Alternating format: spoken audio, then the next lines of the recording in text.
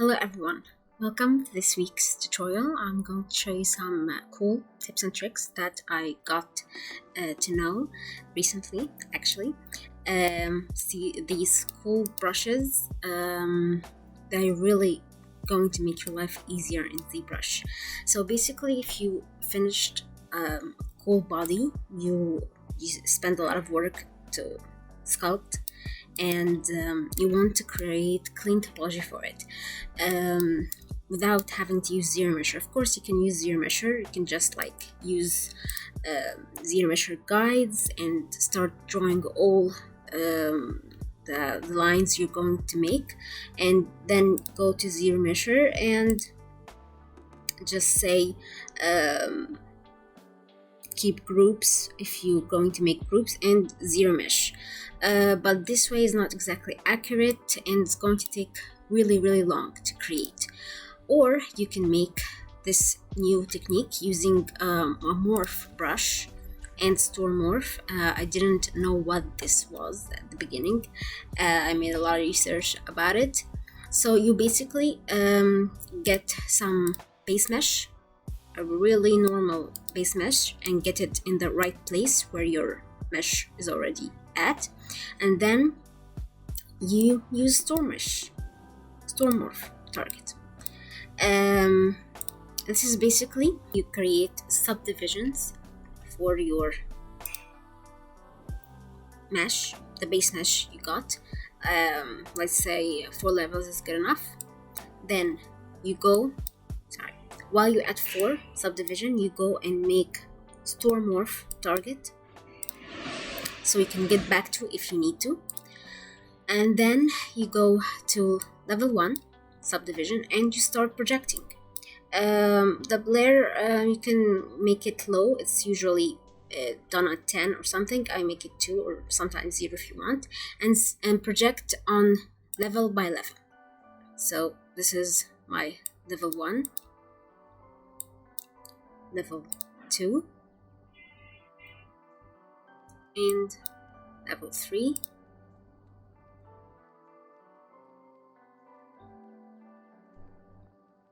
and finally level 4.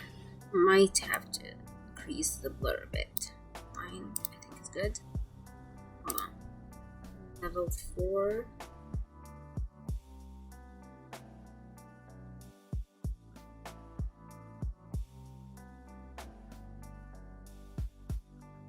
Alright, so this is our mesh. It has some flaws, as you can see. It's not going to be exactly perfect, but because we made store morph, we can fix it. So basically, after I got this, I'll go to morph brush and just fix the little glitches that came like this.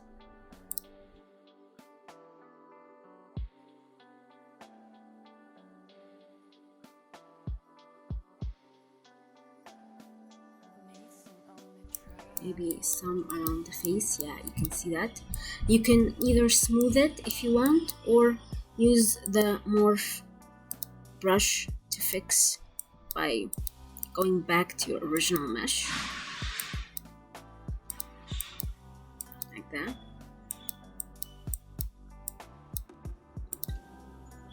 Maybe smooth a little bit here instead of using, no, let's stick to the morph brush.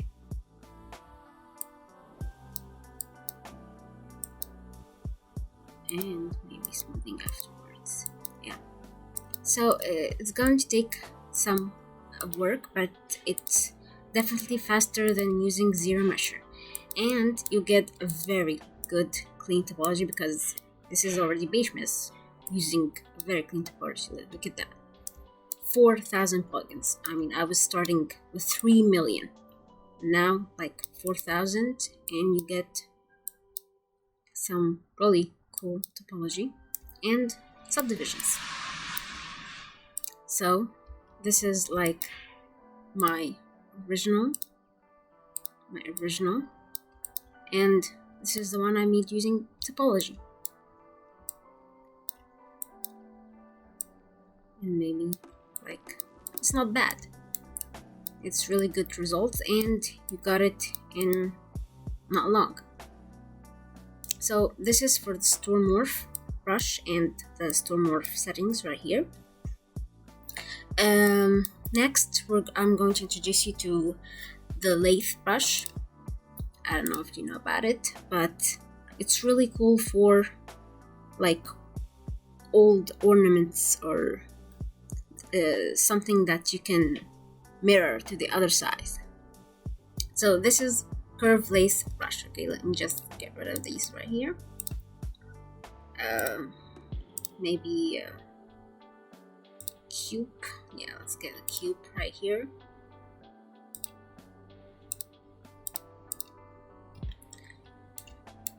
You just need something to use the lathe brush on.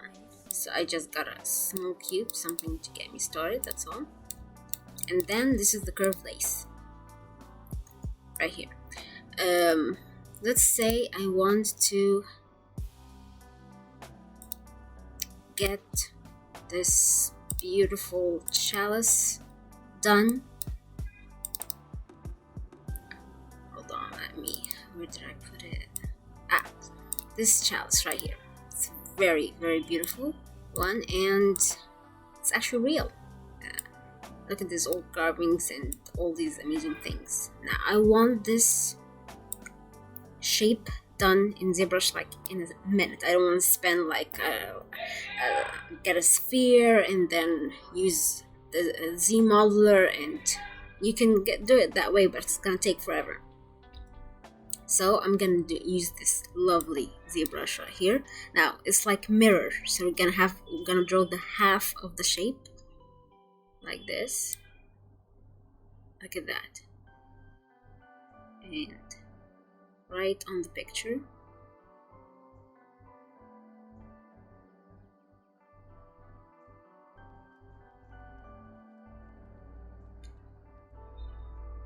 And it's not exactly steady, but let's just say it's like that. And let's remove the picture. Look at that. And move this one, we don't need it right now, we just used it.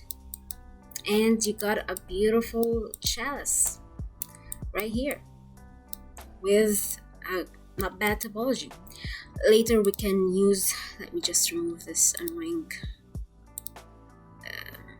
line, stroke, yeah, curve purples, delete curve. Okay, now we can use like a sphere to carve this part right here. So we want to make this lovely pattern on our chalice, so let's get it where it was. Using customized view really helps if you like made something and you want to keep it so you can go back to the view. Let me just get it right first and then I'll show you. I have a feeling it's a little bit rotated. Yeah, that's right. That's it. Okay, so we can use customized view like this. Where I get it is from document, ZBlank properties, and right here customized view. I just put it right here so because I use it a lot. And then we get like standard brush. Can use that one, and then we can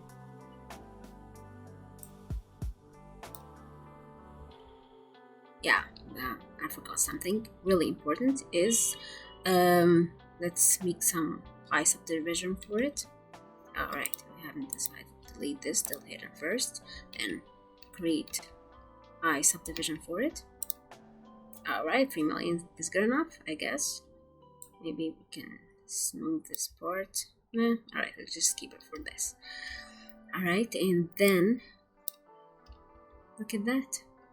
Alright, so I lost my view, but because I made customized view right here, it's the same place.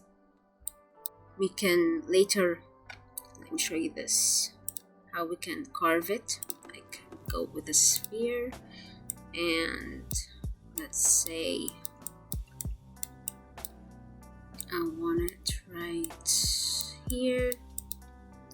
I used this like plenty of times before in my breakdown videos.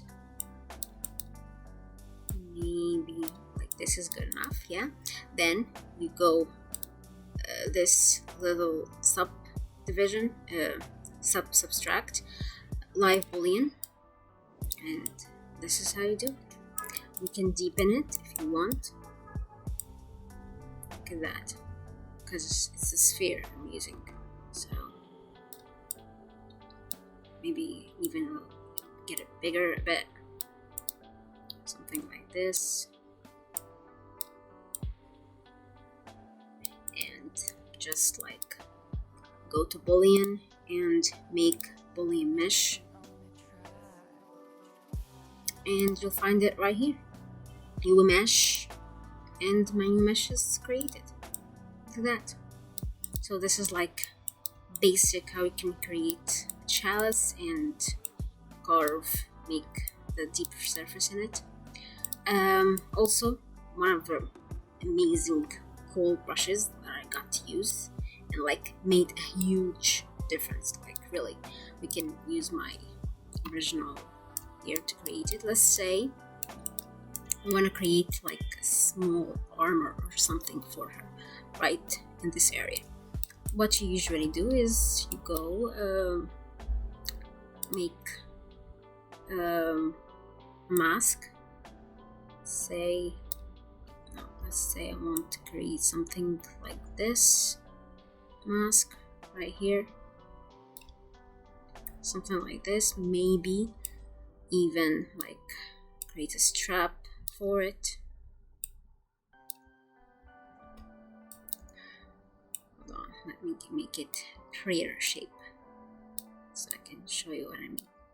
Alright, so yeah, maybe something like this shape. And what I usually did is like Control Alt to make the mask really clear, and then I just go to extract and extract this object, and then zero measure to make the edges pretty and fine, but they like normally are not. Control W, let me just show you. Well, this is because a high quality Dynamesh, the edges are actually pretty cool, but if like we used this one for like say this subdivision, and I made the same one, the same mask,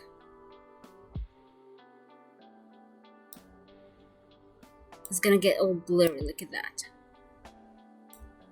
because it's not exactly a high quality mesh. And let's say Control W, look at that, it's all glitchy and awful, and I want to fix that. I want to make it nice and sharp. Now this is a cool brush that's right here in Zbrush. It's called the Smooth Group Brush. I'm sure it's in smooth and smooth groups. Now watch the magic. Apply. Look at that. Look at that.